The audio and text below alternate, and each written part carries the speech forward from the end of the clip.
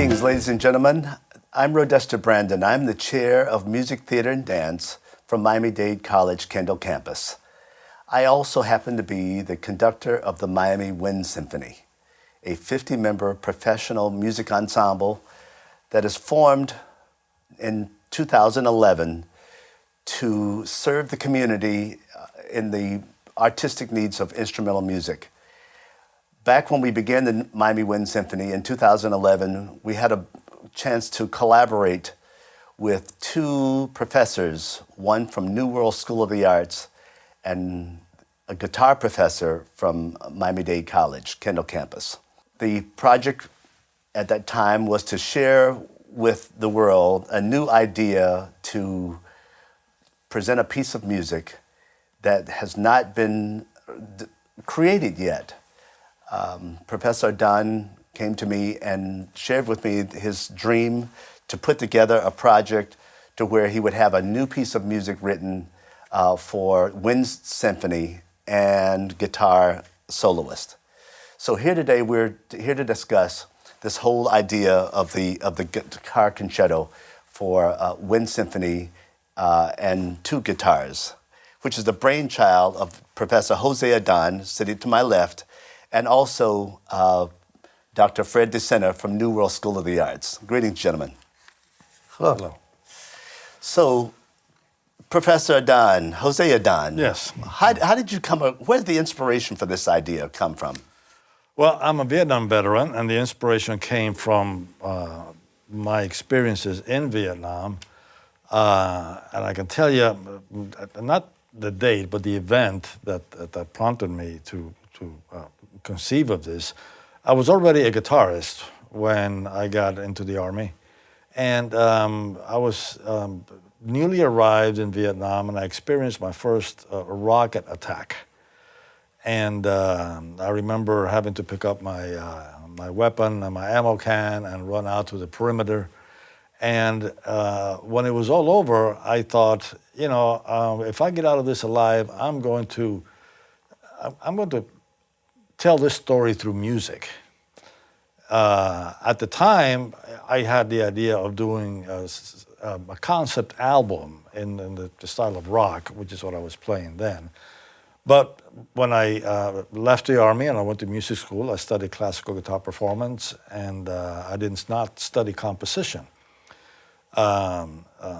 So I had to look for someone that would be willing to take on this project. But the genesis of the idea, the inspiration, was an actual combat experience that I thought, and it was my experience, that I thought would make a good piece of program music. So this piece was conceived in your mind somewhere back in the 70s or so. It was conceived in early 1970. Great. And what took you so long to get to it? Well, that's a good question. And the thing is that the Vietnam experience for the individual veteran, not just myself, but for every other veteran that I have spoken with, did not end when we left Vietnam. There were other things to be experienced as a result of Vietnam that were not going to be played out until after we returned home. And one of them is the welcome that we did not receive. The Vietnam veteran was not treated well. Most of us were thought to be crazy. When Hollywood needed a crazy guy to go off on a wild shooting spree, well, the guy had to be a Vietnam veteran. We were all thought to be junkies. Baby killers. And so, baby killers, absolutely. And so there was none of this welcome the troops back, which we have today, which I'm very grateful for. Because I don't want to see our veterans today go through what we went through back then. So part of the story is also the way that we were treated when we returned home. And many of us suffer from PTSD, which they didn't know about PTSD back then. And they just thought that we were whining and complaining and making up these things. And but now we know better. So that story, which that element of the story, which I did not conceive of at first, which is a non-combat story, that also years later as I was thinking about this, I thought I got to bring that story into this program piece. Okay? The other element was and I experienced an emotional reaction to this when I saw the flag of Vietnam, of the unified North and South Vietnam, being raised at the United Nations, and I saw that on TV in the news. And the flag was red in color, and I thought, I remember thinking that red is the blood of the American soldiers, because here we fought for keeping South Vietnam as an independent country, and for what? You know, that war was useless. We still don't know why we were there. So that gave rise to my idea of also putting that through music. And so then this happened in 1975, which is when the war was over. So this is the final event that I wanted to be told through music. Didn't take place until 5 years after I had left Vietnam. So that's one of the reasons why it took so long. The other reason is that I was not a composer, and I didn't feel qualified to do something of this nature. And so years later, I met Fred when he and I were both working on doing doctoral work at the University of Miami. And I ran into him years later, as a matter of fact, at a composition competition at the Kendall campus. And I had heard his music before, and knowing Fred, I felt that he had the personal qualifications, not only as a musician, but as a person, to handle an issue of this gravity, of this seriousness. So it sounds like to me you had to do a lot of emotional evolving in order to come up with a concept, for the complete concept. Yes. Yes. Yeah. And then you had to meet the composer. And then I had to meet the composer. And then the Miami Wind Symphony had to be created. That's right. So that's, where he comes in, you came in, and all the pieces so all came things happen together. in good time. And I presented the project to you, and I'm very grateful to you because you bought into the project without having heard one single note. A note had not been composed yet.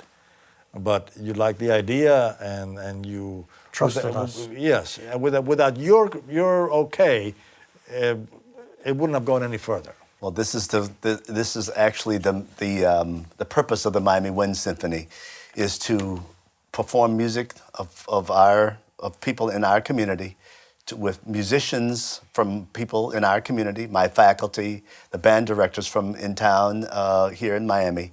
So it just fit perfectly. And I knew I was working with high quality people. So I knew we had to have a fantastic project. So Fred DeSena, Dr. DeSena, let's talk about your end of this. How did you get started with such a major composition? José approached me about it, and I said, well, okay, look, we're approaching this on a slim to none budget, and I will write this piece if you will guarantee me a performance. That's where you came in, and him finding someone who would agree to do it. Because it's a massive project. It really, he had this concept of 4 movements and sort of what the background is for each of them. And in approaching this, I knew this would be a massive task. José heard a piece of mine that I wrote for the Greater Miami Youth Symphony, and I think he said, this is the guy. Great. So can you talk to us about how you put pen to paper and came up with the materials and the ideas and the artistry for this piece? Well, there's 4 movements, and the first one is designed as a prelude and sort of sets the stage, sets the setting of a time in America in the 60s, kind of the innocence before the trauma of the war. The second movement is sort of meant to approach the soldiers' experience and involvement in a way. And it was my idea that it was always thought of as like, okay, this is the war. And it was my idea that kind of the signature encounter during that war would be an ambush. So the second movement is entitled Ambush. And I thought that I didn't want to write a piece that sounds like a battle and you hear people, shooting or, it isn't meant to depict the event as much as it is to depict kind of the mental state of the people, under duress in that circumstance. The third movement, José was very clear that it was to be the gem of the piece and is meant as a lamentation. And that's pretty clear. And that says, I think, that describes the piece very well. And it's really, it's all about a beautiful kind of melodic statement. And the last movement is sort of after the war, homeland, returning. There are also at different points in this certain quotations and musical references that I use to, in my mind, create the atmosphere of the time.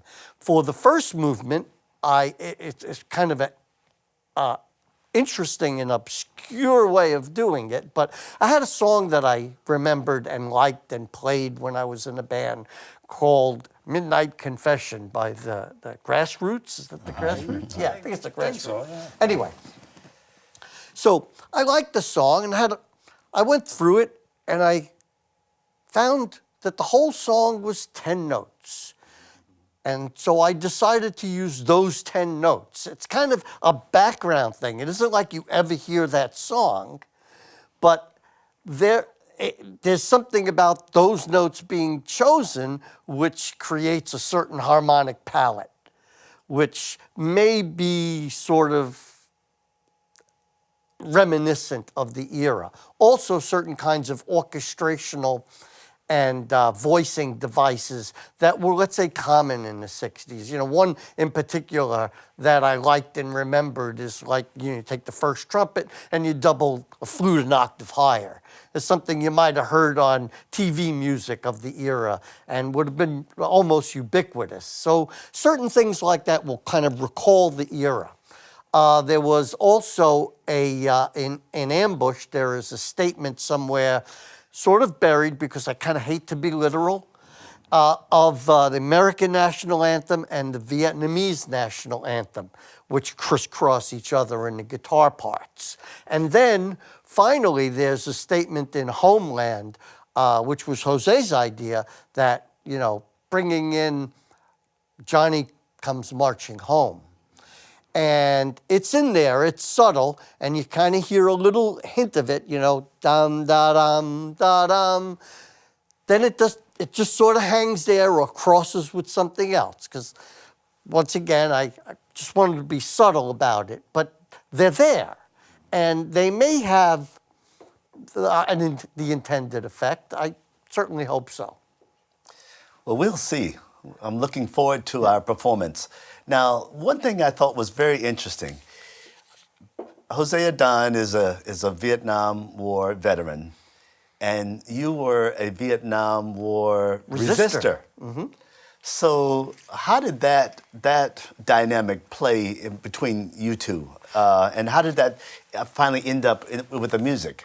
Well, I think I brought my perspective to it in the mood portrayed, but I think the differences between us are not that significant. I think that really we're two people who could have exchanged places. I mean, it could have been me that might have gone. It might have been Jose that protested and actually fought against the war. I think that we would just, the era, the baby boom generation that confronted this, we were 18, 19 years old. Most of these soldiers were, the average age of the Vietnam soldier was 19 years old. So you went from senior prom to war. And so I think that the mood actually is consistent with both perspectives, because any horror I might have imagined, he experienced. And any reservations I might have had, he experienced probably too. Well, I'd like to add something to what Fred said, that this concerto is, in my mind, really about our nation during that time period. That's why I chose the theme of the Civil War song, When Johnny Comes Marching Home, because of the irony in it, and because it represents the last time that, at least in my mind, our nation was in so much internal conflict. Oh, yeah. During the Civil War, we of course had, it was a war. It wasn't just differences of opinion and so on. But during the 60s, in the Vietnam era, we had the civil rights demonstrations. We had all of these. The nation internally was conflicted. Okay? So I thought that I would point back to the last time that our nation was so divided. And I chose the theme of When Johnny Comes Marching Home because that song actually celebrates Johnny's return home. You see? Even though it's in a minor key, it's actually a happy song. It's a song of celebration. Yet, when us Johnnies came, marching home, the girls were waiting for us. They were not throwing flowers at us. So there's the irony there. So that's why I asked Fred, please choose. I want you to use this theme. I never really wanted him I never wanted to tell him how to write it. But I wanted to give him certain ideas that I felt about very strongly. Also, I like the fact that he was on the other side of the fence because, again, as I said, it's more about the nation than it was about my personal experience. And he represents one side of the political, social opinion on the subject, and I represent the other. And so this piece has certainly some of my musical ideas, but it is the product of his writing and his experience and him telling not only trying to tell my story, but the story of all Vietnam veterans in general. But also, what was it like, for the guys that didn't go, that maybe the draft. You had a number in the draft. They could have called you up, Yep. So that dark cloud was floating over the heads of all young men at that time. Certainly was. It's something that today, we have a volunteer army, so young men today don't have to worry about. And that's what they learned from that war, because with a volunteer army, you have less of a chance of people protesting against it. That's a conscious decision, I believe, because if everyone has to go, it's a lot harder to have a war. Once your son, gets drafted and gets sent off to war, then you have skin in the game. Yes, it's all drafted, as long as it's somebody else's child, he chose. It's his choice. No, but when the government comes in and takes you by force and says you will fight, and they did, and then if it's I'm thinking now, what about my children? If my children were to be drafted and go to war. If anybody has a right and almost an obligation to speak against war, other guys had fought it, the veterans, and they often do very well speak against Usually, a man from the military is the one who knows the most about not resorting to force unless. Yes, absolutely. And so it's erroneous for anyone to think that a soldier is more willing to go to war than a civilian. A soldier knows what it takes and what happens. So he's, he will be have more reservations, let's say. It's interesting how that whole dynamic plays out now with our current political environment, with war looming as our country goes into contemplating war again. Yes. Well, listen, I have the score. I've looked at it. There are a lot of very, very interesting ideas there. I look forward to presenting it on November the 9th. November 9th is not by accident, because it's the eve of Veterans Day. Yes. So we will perform that, basically a patriotic program on November the 9th at the Florida International University Wertheim Auditorium, 4 p.m. which at 4 o'clock. This will feature the Civic Chorale of Greater Miami, which is a Miami-Dade ensemble that meets at Kendall campus. Additionally, we will include patriotic type pieces, and which will begin with the suite, the Vietnam suite will begin the show that day. Be an hour and a half or so, but we look forward to presenting this concert for the public, and we'd like to invite everyone out to this performance that evening. You can get your tickets at MiamiWindSymphony.com, and we look forward to seeing you there. Thank you for viewing it with us today.